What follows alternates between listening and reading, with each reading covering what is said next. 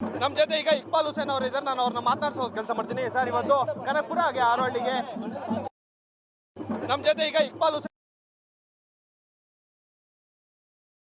ಅವರು ಇದ್ದಾರೆ. ನಾನು ಅವ್ರನ್ನ ಮಾತಾಡ್ಸೋದು ಕೆಲಸ ಮಾಡ್ತೀನಿ ಸರ್. ನಮ್ಮ ಜೊತೆ ಈಗ ಇಕ್ಬಾಲ್ ಹುಸೇನ್ ಅವರು ಇದ್ದಾರೆ. ನಾನು ಅವ್ರನ್ನ ಮಾತಾಡ್ಸೋದು ಕೆಲಸ ಮಾಡ್ತೀನಿ ಸರ್. ಇವತ್ತು ಕನಕಪುರ ಹಾಗೆ ಆರೋಹಳ್ಳಿಗೆ ಸಿಎಂ ಡಿ.ಕೆ. ಶಿವಕುಮಾರ್ ಅವರು ಬಂದಿದ್ದಾರೆ. ಏನ್ ಹೇಳ್ತೀರಿ ಸರ್?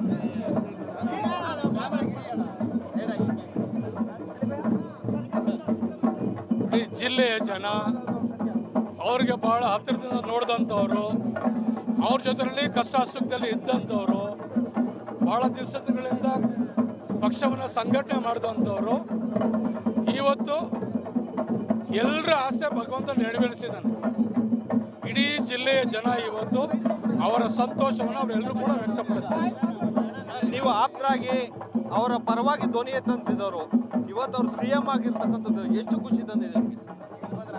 ನನಗೊಬ್ಬನಿಗೆ ಅಲ್ಲ, ಇಡೀ ಜಿಲ್ಲೆ ಎಲ್ರಿಗೂ ಕೂಡ, ಪ್ರತಿಯೊಬ್ಬರಿಗೂ ಕೂಡ ಇವತ್ತು ಬಹಳ ಸಂತೋಷ ದಿನ. ಇವತ್ತು ಅವರು ಮೊಟ್ಟ ಮೊದಲನೇದಾಗಿ ಮುಖ್ಯಮಂತ್ರಿಯಾಗಿ ನನ್ನ ಕ್ಷೇತ್ರಕ್ಕೆ ಜಿಲ್ಲೆಗೆ ಬರ್ತಾ ಇದ್ದಾರೆ. ಅವ್ರಿಗೆಲ್ಲರೂ ಕೂಡ ಸ್ವಾಗತವನ್ನು ಕೋರಲಿಕ್ಕೆ ಜನ ಎಲ್ಲ ಬಂದಿದ್ದಾರೆ. ಇವತ್ತು ಏನು ಅಭಿವೃದ್ಧಿ ವಿಚಾರವಾಗಿ ಹೇಳೋದಾದ್ರೆ ಏನೇನೆಲ್ಲ ಕೇಳ್ತಿದ್ರಿ ಅಂತ?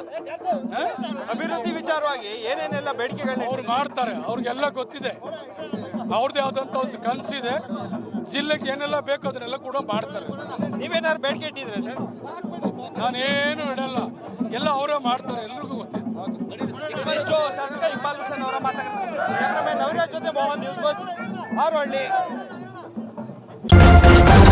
ನ್ಯೂಸ್ ಫಸ್ಟ್ ನಿರ್ಭೀತಿಯಿಂದ ನಿಮ್ಮ ಪರವಾಗಿ.